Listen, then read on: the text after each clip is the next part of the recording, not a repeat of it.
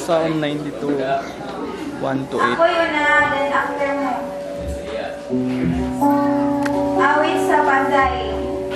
Maayo gayod ang pagpasalamat kanimo o Ginoo, ug ang pag-awit alang sa imong ngalan, o labing halangdon nga Dios.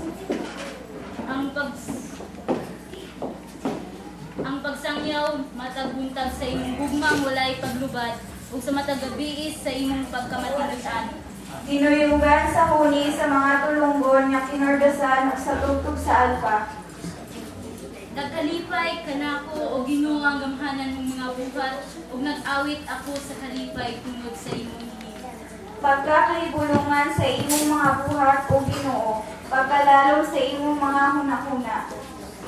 Dili kini masabot sa mga buang-buang o matugkad sa mga walay alamag. Bisan motubo sama sa mga sagbot ug ang mga dautan ug ang mga tanang makasasala ang muswat, mga laglag ra gihapon sila sa higpit. Kitang tanan. Kay ikaw o Ginoo labaw man sa tanan hangtod sa kahangturan. Ang pulong sa Diyos.